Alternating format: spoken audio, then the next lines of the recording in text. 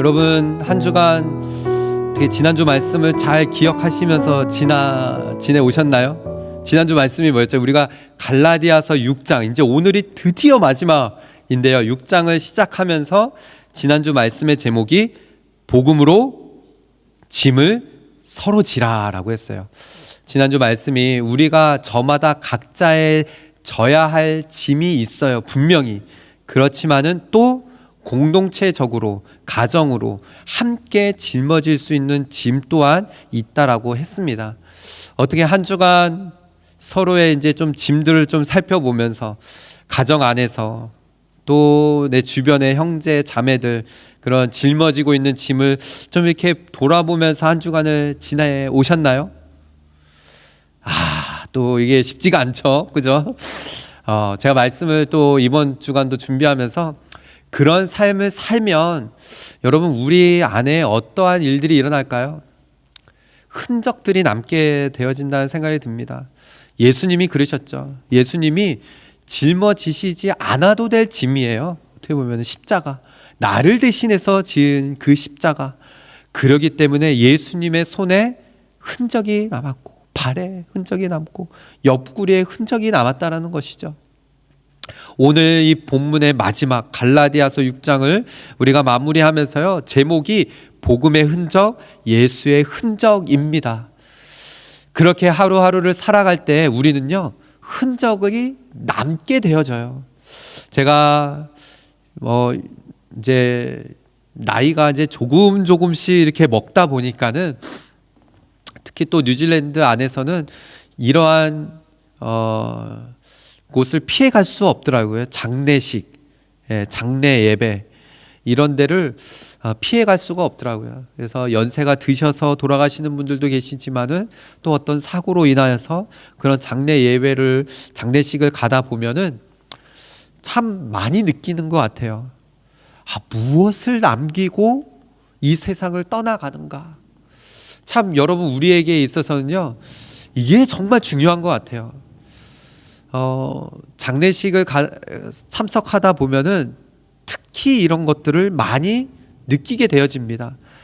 이렇게 그런 속담이 있잖아요. 짐승은 죽으면은 가죽을 남기고 사람은 이름을 남긴다라고 하는데, 그런 장례식장에 참석하다 보면은 많은 사람들을 보며, 주변에 있는 사람들을 보며 이분이 과연 무엇을 남기고 이 땅에서 이렇게 사셨는지 이런 것들을 아주 깊이 돌아보게 되어진다는 것이죠. 여러분은 어떻습니까? 이 세상을 살아가면서 여러분은 과연 무엇을 남기며 살아가고 있나요? 지금 바울은 이 갈라디아서를 마무리하면서 지금 이 갈라디아 성도들에게 본인이 무엇을 남기며 살고 있는지, 무엇을 지니고 살고 있는지를 말해주고 있어요. 오늘 이 갈라디아서 6장 후반부가 아주 중요한 말씀이 많이 담겨져 있죠. 자, 오늘 본문의 시작을 보실까요? 11절입니다. 함께 읽어보겠습니다. 시작.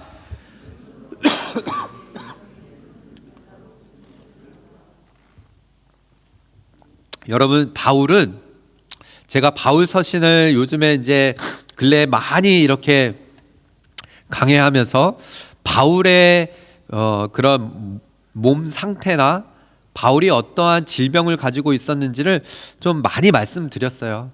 바울은 학자들의 말에 의하면은 안질, 그죠? 눈이 잘 안 보였다는 거예요. 그리고 간질도 혹 있었다. 그래서 말씀을 전하다가 막 거품 물고 뒤로 간질이 그렇잖아요. 그것뿐만이 아니라 여러 가지 질병.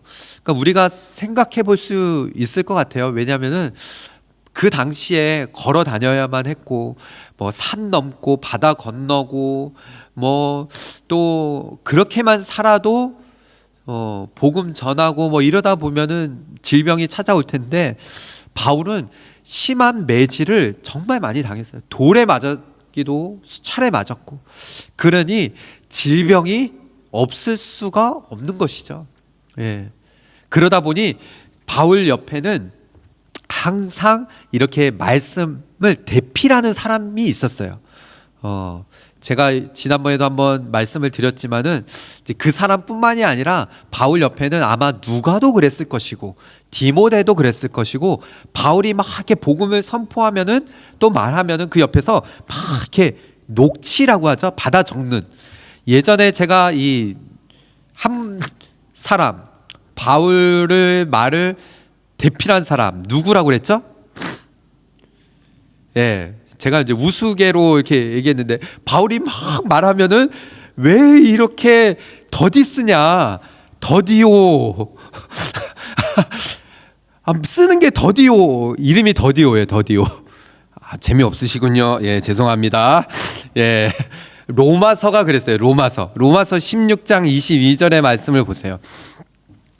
이 편지를 기록하는 나 더디오도 주 안에서 너희에게 무난하노라. 그러니까 로마서를 막 쓰다가 더디오가 여기에서 이제 본인이 바울이 계속 얘기하는 거를 막 쓰고 있는데 내가 잠깐 너희들에게도 나도 무난한다라고 로마서를 쓴 거죠.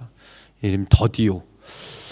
그리고 그 외에도 많은 사람들이 있었을 거예요. 그런데 바울뿐만이 아니에요. 솔직히 말해서 자기가 한 말을 다 이렇게 나중에 또 이렇게 기록하기가 쉽지가 않습니다. 그죠?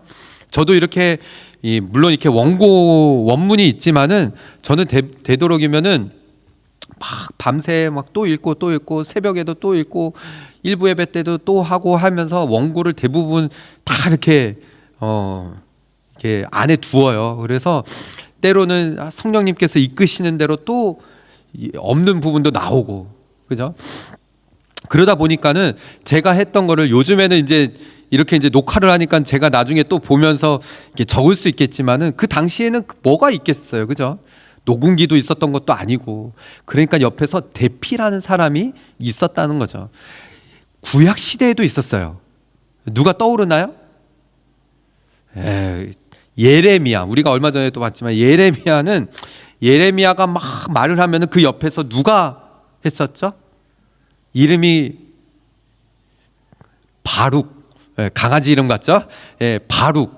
바룩이라는 사람이 예레미야가 막 말을 하면은 그 옆에서 막 대피를 했어요. 그래서 예레미야가 감옥에 갇히면은 바룩이 대신 막 사람들 앞에서 막 성전 앞에서 바룩이 막 선포하고, 이렇게 말씀을 선포하는 사람, 대피라는 사람이 있었다는 것이죠.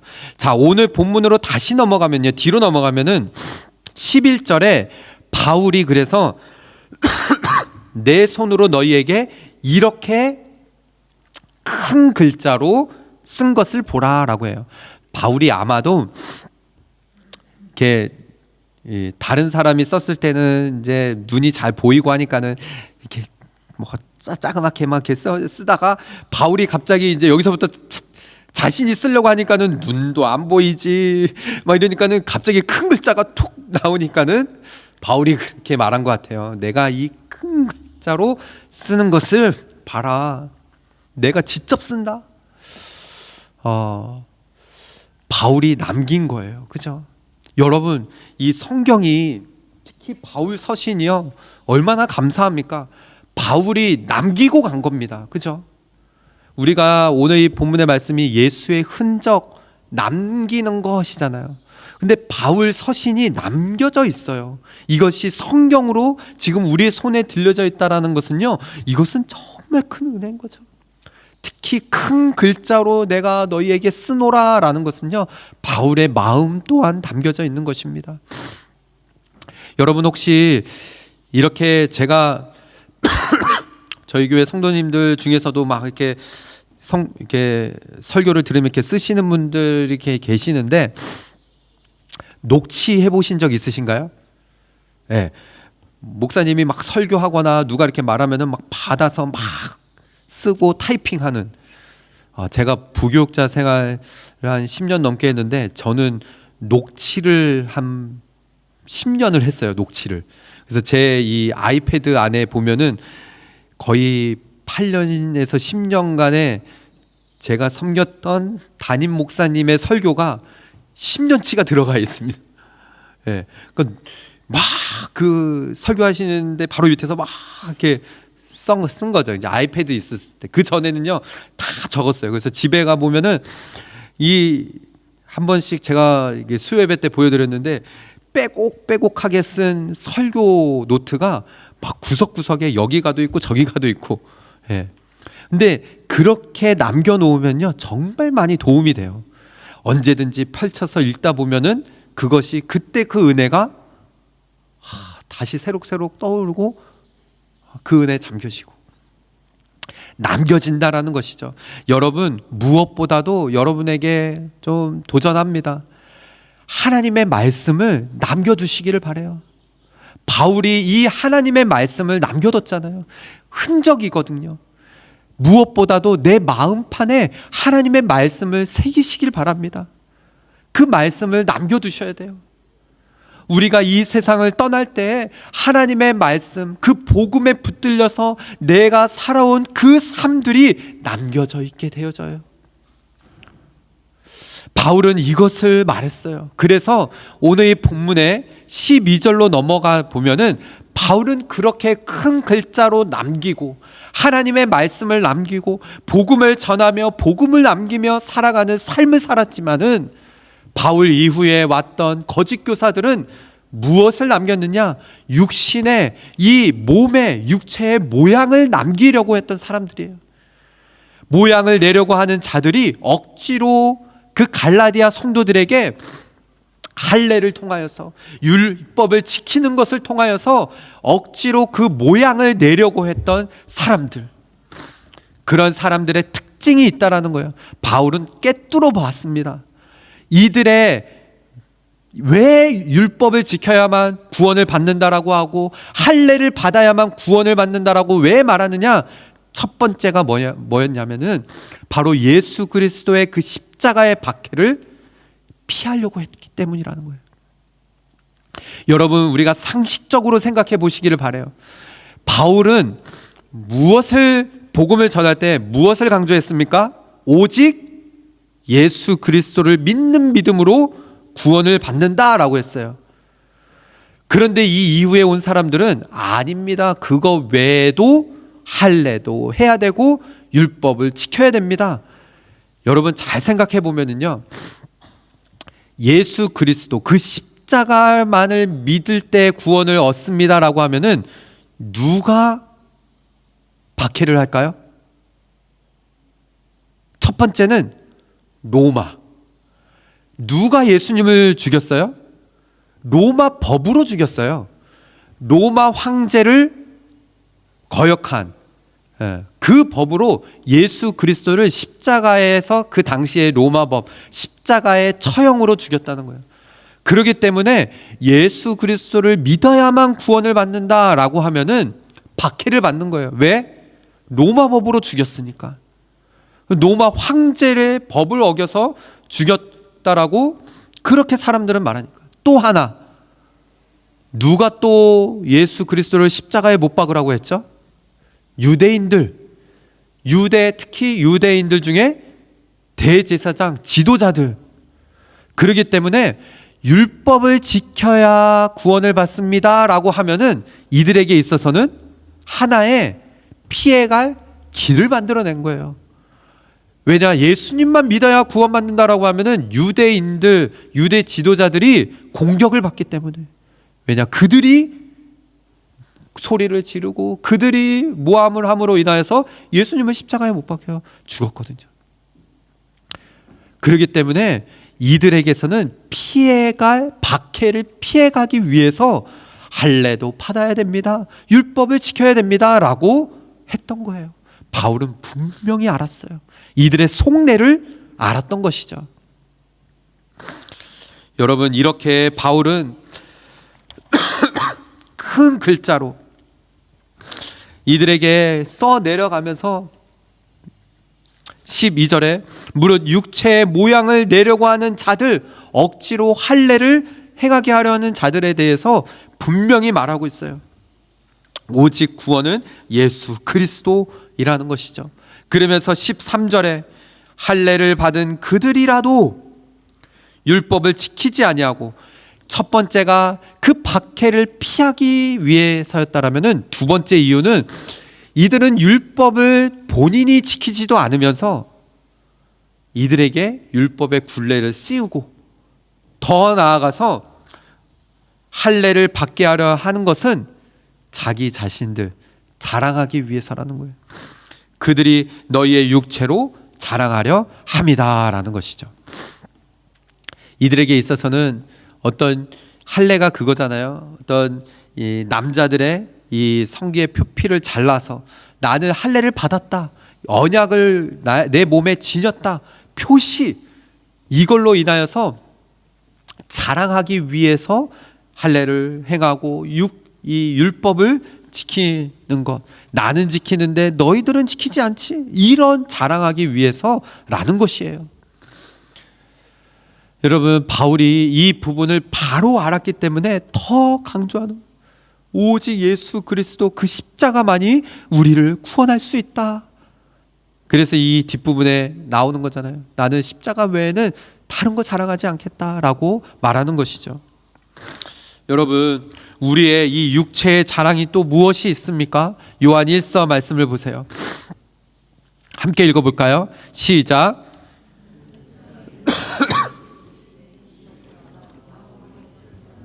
이 생의 자랑이니 다 아버지께로부터 온 것이 아니요 세상으로부터 온 것이라. 아멘.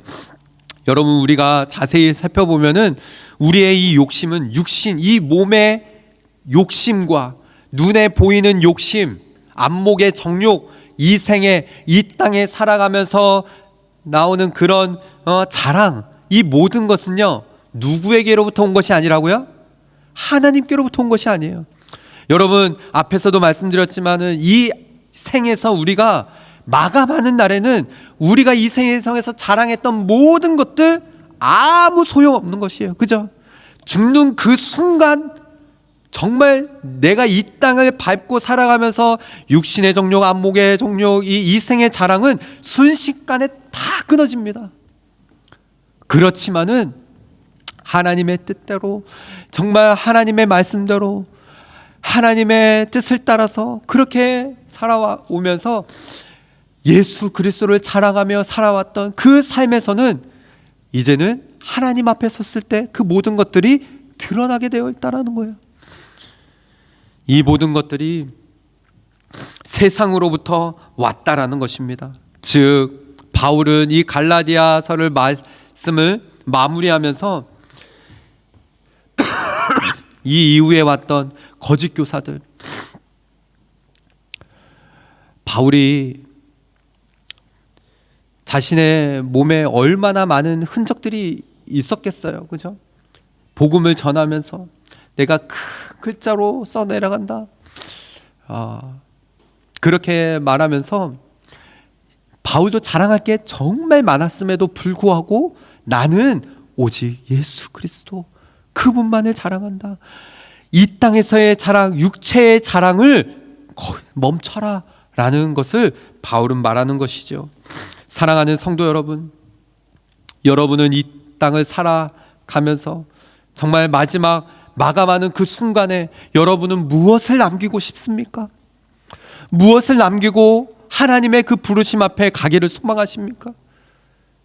더 중요한 거는 여러분 누구 앞에서 남기기를 원하십니까?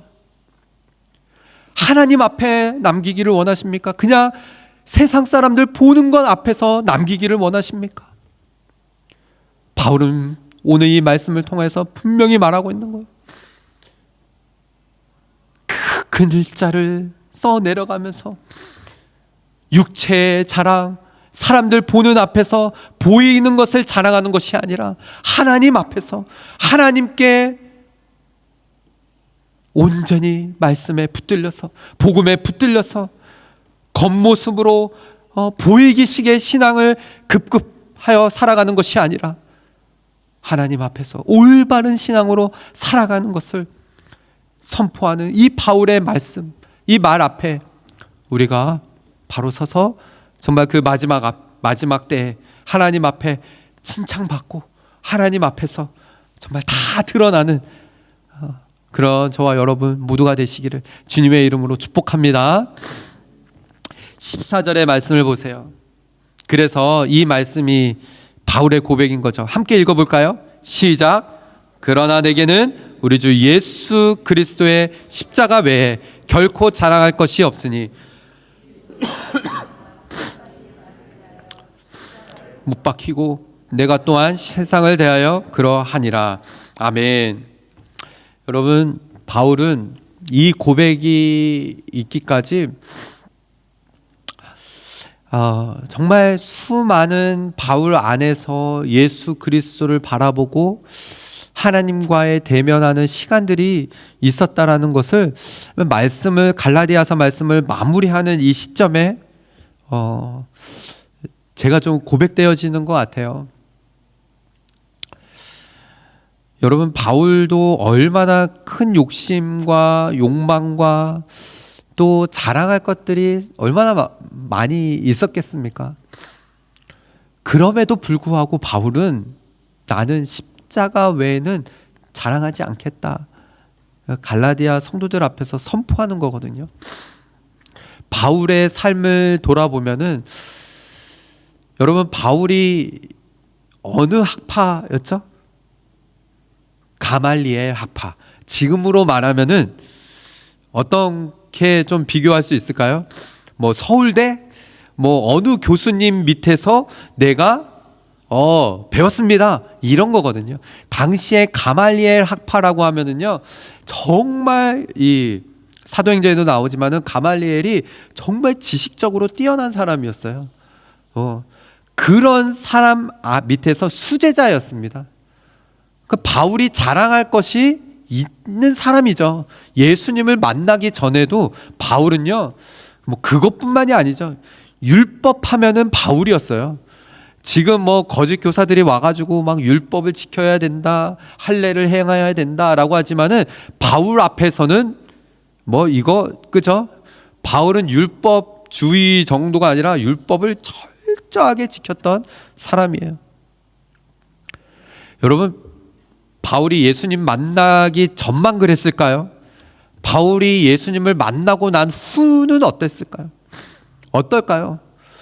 바울 서신 보고 또 바울이 교회를 세운 것만 봐도 그죠? 바울이 교회를 몇 개를 세운 거예요 도대체?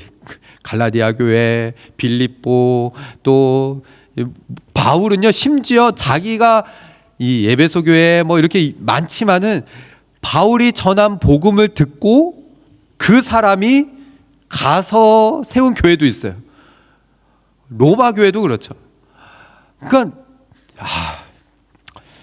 교회 하나 개척해서 여기 4년 하는 것도 쉽지 않은데 바울이라면은 교회 막 열 몇 개 개척했어요. 막 그러면은 지금 이 시대였으면요 막 여기저기 다니면서 뭐 좀 자랑할 거리가 많았을 것 같아요. 그죠? 그런데도 바울은 그거 자랑하지 않는다. 그것뿐이겠습니까? 뭐 편지를 써 내려가면서 이 말씀들이 성경에 지금 와 있잖아요. 뿐만 아니라 아까 전에도 말씀드렸던 것처럼 바울은요 제자가 정말 많아요. 그죠? 뭐 디모데부터 시작해서 빌립보에 있었던 그런 사람들 앞에서 우리가 말했던 이런 수많은 제자들이 바울 밑에 있어요. 지금도 우리가 여러분 이렇게 좀 명성이 있고 막 이렇게 교회 큰 교회 하면은 또 좀 이렇게 어깨가 좀 올라가는 게 뭐예요? 내 제자가 그죠? 내 제자가 지금 또 뭘 하고 있고 막 이런 이 자랑 이게 좀 되잖아요. 그런데 바울의 이 제자는 정말 많죠. 그런데도 그거 자랑하지 않는다. 오직 십자가 외에는 나 자랑할 것 없다라는 것이죠. 저도 제가 이렇게 돌아보면서요, 교회를 개척하고 4년이 이제 정말 딱 4년이 채워져 있는데 어저께 이제 저희 아이들하고 짐을 실으면서 애들한테 그랬어요. 애들아, 이것이 마지막이 될 수 있어. 그러면서 주원이에게 주원아 영상을 찍자 우리. 인간극장에서 나오는 것처럼 우리 아빠가 좀 이 막 짐을 실었던 것들 생각해 보면은요, 솔직히 돌아보면은 여러분 막 이 4년 동안에 몸이 안 아픈 적이 뭐 없었겠습니까? 뭐 지금도 보면요, 교회를 개척하고 지금까지 오면서 제 몸에 흔적들이 있더라고요. 이게 뭐 아시다시피 혼자 이걸 다 해 나가야 되니까. 그러니까 바울도 이해가 되는 거예요. 뭐 여러 가지 질병들이 어떻게 보면은 바울에게 있어서는 흔적 아니겠습니까? 그러면서 아이들에게 그래, 이것이 마지막이 될 수 있어. 그렇지만은 하나님 앞에 하나님께서 이 교회를 어떻게 이끌어 가시는지 우리가 확인하자. 하나님 앞에 자랑할 거, 세상들 앞에 자랑할 거, 이런 거 자랑하지 않겠습니다. 하나님께서 우리를 통하여 일하시는 그것만, 하나님의 말씀만, 십자가만을 자랑합니다. 이런 고백이 되어지더라고요. 주중에 예수님의 사람, 우리가 이제 남자 성도들, 여자 성도들 이 책을 가지고 공부를 해 나가는데, 저희 남자 성도들은 이 단원에 이제 1, 2 챕터를 했어요. 그래서 저도 이제 해 나가면서 이 구절이 참 제 안에 은혜가 되어지더라고요. 어느 부분이냐면요, 유기성 목사님이 경험담인 거예요. 이 1과에 나도 너희 안에 거하리라 라는 부분인데요, 유기성 목사님의 그 간증입니다. 교역자 수련회를 갔을 때 일입니다. 저녁 기도회 때 부목사 한 분이 베드로전서 1장 15절 16절 말씀을 읽고 우리가 거룩하기를 위하여 기도하자고 했습니다. 저는 주님께 물었습니다. 주여, 무엇이 거룩한 것입니까? 그때 주님께서 제 마음에 주신 말씀이 있었습니다. 혼자 있을 때 주를 바라보는 것이다. 거룩함에 대한 너무나 정확한 정의였습니다. 하나님께서 말씀하시는 것, 내가 원하는 것은 네가 혼자 있을 때 나를 바라보는 목사가 되는 것이다 라는 거예요. 저도 제 자신을 돌아보면서 내가 혼자 있을 때 뭘 할 때가 제일 즐겁고, 내가 뭘 할 때 내가 혼자 있는 그 시간, 나는 정말 하나님을 바라보는가. 바울이 이 고백이 나오기까지가 하나님과 독대하면서 하나님 자랑할 거리가 이렇게 많음에도 불구하고 나는 그거 내 자랑이 아닙니다. 하나님이 내 자랑이시고 십자가가 내 자랑입니다. 그 고백이 나오지 않았을까요? 제가 말씀 준비하면서 예수님의 흔적을 남긴다라는 것이 무엇인지를 다시 한번 깨닫게 됐어요. 베드로 전서 1장 15절 16절의 말씀, 오직 너희를 부르신 거룩한 이처럼 너희도 모든 행실에 거룩한 자가 되라. 기록되었을 때 내가 거룩하니 너희도 거룩할지어다. 이 땅에 살아가면서 거룩하신 하나님이 거룩하시기 때문에 나도 거룩한 삶을 살아내겠습니다. 나는 부족하지만은 십자가만을 자랑하며 살겠습니다.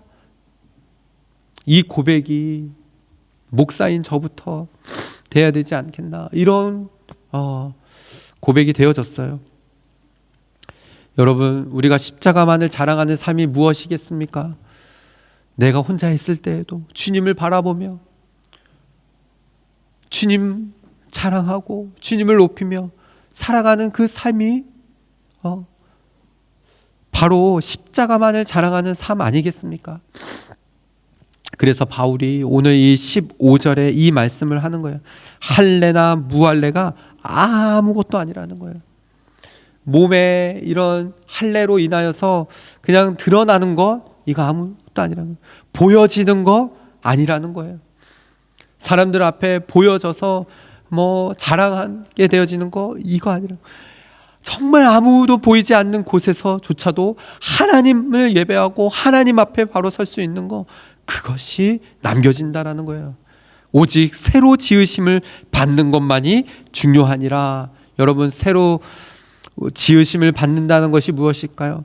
New Creation, 이것이 바로 복음을 듣고 새롭게 되어지는 것, 구원받아서 예수님 앞에서 그렇게 구원받은 성도로 살아가는 것, 그것이 바로 뉴 크리에이션이에요.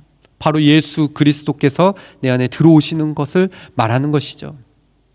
사랑하는 우리 오버플로잉 처치 성도 여러분, 저는 저와 여러분이 매 순간순간마다 구원의 감격을 잃어버리지 아니하고 매 순간순간이 뉴 크리에이션이 되어져서 정말 아무도 없는 그 골방에서도 하나님 바라보고 예수 그리스도의 그 십자가만을 자랑하며 세상 앞에서도 자랑할 수 있는 그런 저와 여러분, 우리 모든 성도들 되시기를 주님의 이름으로 축복합니다. 아멘. 이제 마지막 부분입니다. 16절의 말씀을 보세요. 무릇 이 규례를 행하는 자에게와, 이 규례는 율법 이런 것을 말하는 것이 아니에요. 복음으로 인하여서 이제는 예수 그 십자가만을 자랑하겠노라는 이 고백, 이 규례를 행하는 자, 하나님의 뜻대로 행하는 자에게, 하나님의 이스라엘에게 긍휼과 평강과 긍휼이 있을지어다 라고 바울이 선포합니다. 사랑하는 우리 성도 여러분, 저도 여러분에게 선포합니다.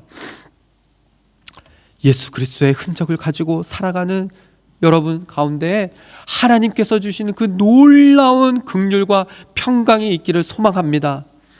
그래서요, 삶 속에서 예수님의 흔적이 자연스럽게 보여지기를 소망해요. 내가 막 억지로 보여지려고 하는 것이 아니라 자연스럽게, 내가 막 보이려고 하지 않아도 내 가족들이 예수님의 모습이 드러나요, 예수님의 흔적이 나타납니다, 이 고백이 드러날 수 있도록. 그래서 17절의 말씀이요, 이후로는 누구든지 나를 괴롭게 하지 말라. 바울이 너무 괴로웠던 거예요. 박해, 예수 그리스도의 그 십자가만을 자랑하고 하다 보니 여러 가지의 박해들이 있다 보니 너무 힘들고 어려운 그 가운데에서 바울이 이 말을 하는 거죠. 나에게는, 내 몸에는 예수의 흔적을 지니고 있노라 라고요. 여러분은 예수님의 흔적을 가지고 계십니까? 마크스라고요. 이런 예수님의 흔적을 가진 사람이 마커스죠. 예수님의 흔적 여러분 안에 있습니까? 한 주간 몸이 예전 같지가 않아서 점점 막 더 이렇게 좀 힘들어지는 거예요. 그래서 우리 성도님들 많이 걱정해 주시고 빨리 나야지 하는데도 막 좋은 거 먹으려고 하고 좀 쉬려고 하는데도 안 되는 거예요, 잘. 근데 오늘 이 말씀 준비하면서 하나님 앞에 그런 고백이 되어요. 하나님, 이것이 하나님께서 저에게 주신 흔적이라면은 제가 감사함으로 가지고 가겠습니다. 불평하지 않겠습니다. 예수의 흔적으로 생각하고, 하나님, 이것 또한 하나님께서 나에게 주신 은혜라 고백하며 살아가겠습니다. 이런 고백이 되어지더라고요. 사랑하는 우리 성도 여러분, 저는 여러분 각자에게, 우리 성도들에게 예수님께서 주신 흔적들이 있다면, 복음의 흔적이 있다라면은 그런 흔적 가슴속에, 마음속에 또 품고 세상 가운데에서 당당하게 살아가기를 소망합니다. 그래서 예수 그리스도의 흔적을 지니고 있노라 라고 바울은 말하고 있는 것이죠. 18절의 말씀 우리 다 함께 읽겠습니다. 시작. 형제들아, 우리 주 예수 그리스도의 은혜가 너희 심령에 있을지어다. 아멘. 바울이 갈라디아 성도들을 향하여서, 처음에는 바울이 갈라디아 성도들을 향해서 이 어리석은 성도 갈라디아인들아 막 그렇게 편지를 써 내려가다가 마지막에 예수 그리스도의 흔적을 가지고 바울이 이 말을 외치는 거예요. 나 십자가만을 자랑하겠다. 너희들도 이 십자가만을 자랑하고 예수 그리스도의 흔적을 가지고 그렇게 나아가자. 너희들에게 긍휼과 평강이 있기를 원하며 예수 그리스도의 은혜가 너의 심령 가운데 머무기를 소망한다 하면서 이 편지를 마무리하는 것이에요. 사랑하는 우리 오버플로잉 처치 성도 여러분, 지난주에 그런 말씀을 드렸어요. 우리 교회를 통하여서 우리가 정말 주님만 바라보며 신앙생활을 해 나아갈 때 우리 가운데 어떠한 역사가 일어나는지 우리 함께 바라봅시다. 모세가 지팡이를 내밀었을 때 그 바로 주변에 있는 사람들이 홍해가 갈라지는 것을 보았던 것처럼 우리 함께 하나님의 은혜를 경험하고 하나님의 영광을 경험하면서 그렇게 나아가자고 지난주에 말씀드렸어요. 그렇다면은 예수 그리스도의 흔적도 우리 감사함으로 받아들이면서 그렇게 이 땅 가운데 오직 예수 그리스도의 그 십자가만을 자랑하며 살아가는 그런 저와 여러분, 우리 모든 오버플로잉 처치 성도들 다 되시기를 주님의 이름으로 축복합니다.